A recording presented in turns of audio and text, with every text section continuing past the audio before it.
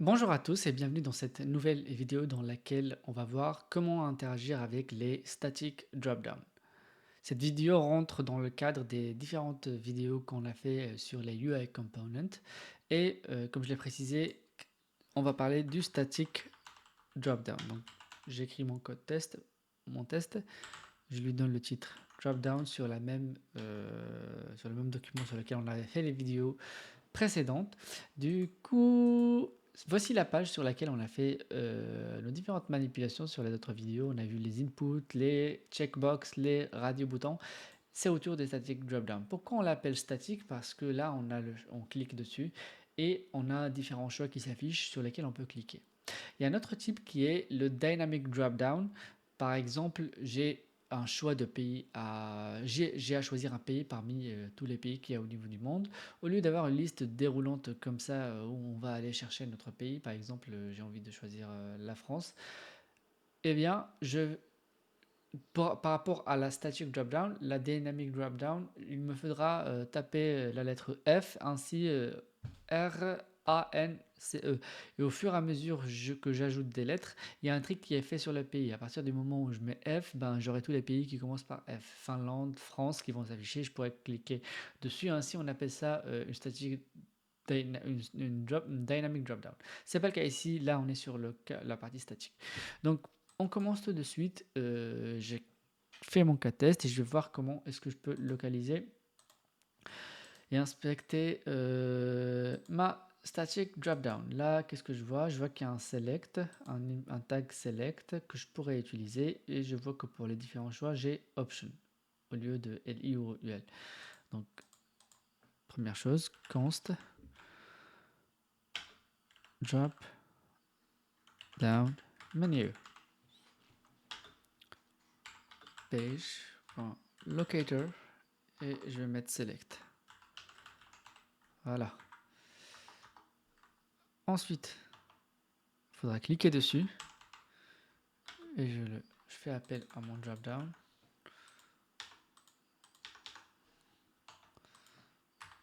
Clic. Alors, qu'est-ce que j'ai? Ouais, ça doit être placé ici.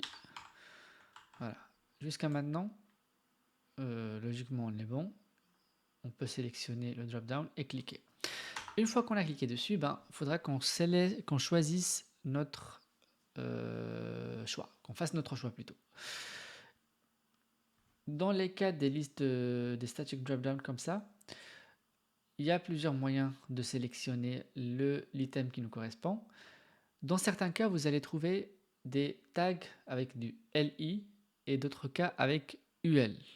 Donc, comment interagir avec ça? Je vais faire quand on a une liste qui a un tag UL. Quand on a une liste qui a un tag UL, eh bien, on fait page.getByRole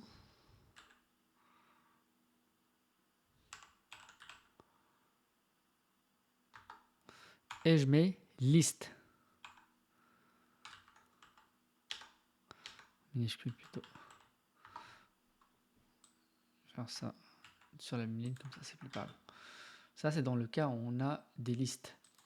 Parfois on a, au lieu d'une liste, on a des listes items.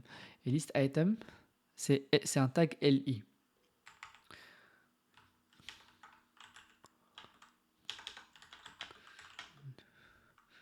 Liste qui a un tag LI.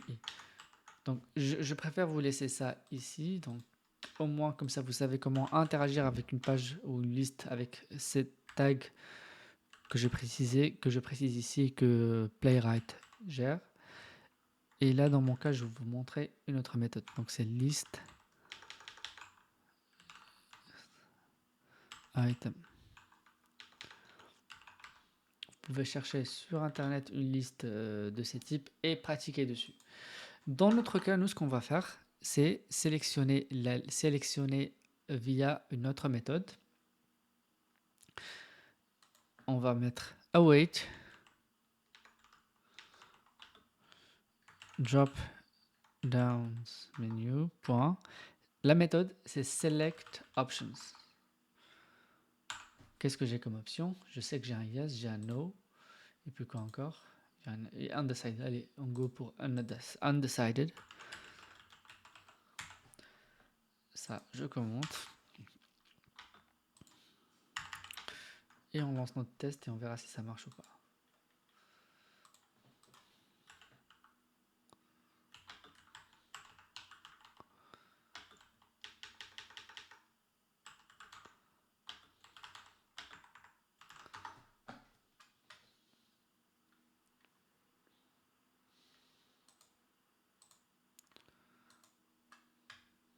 Je lance.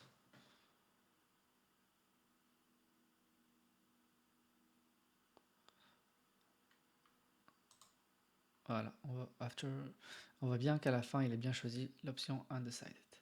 Comment faire une assertion par la suite pour vérifier que ça a été bien choisi, que ça correspond à ce que nous, on a choisi?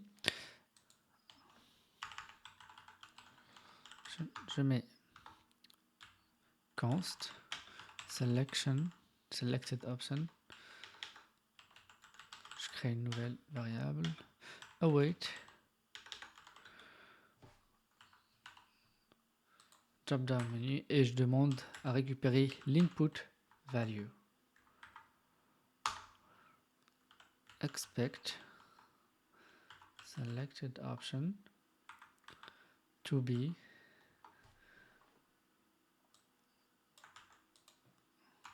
undecided.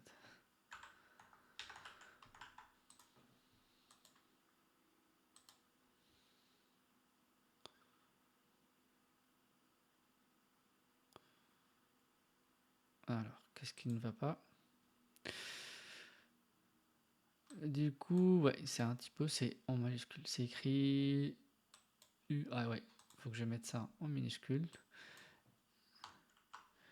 Parce qu'il y a une petite erreur au niveau du code par rapport à ce qu'il y a au niveau de la page. Vous aurez remarqué qu'au niveau du HTML,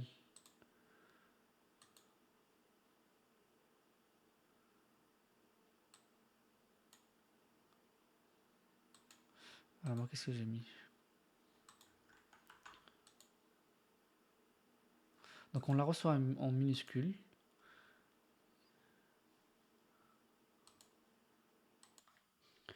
Et du coup, vu que c'est la value, au niveau de notre cote, la value elle est ici en minuscule. Pour le US et pour le no aussi. Contrairement au texte. Et là, ce qu'on extrait, c'est l'input value. C'est-à-dire qu'il va aller récupérer l'attribut au niveau de la page web. Ainsi, si je relance,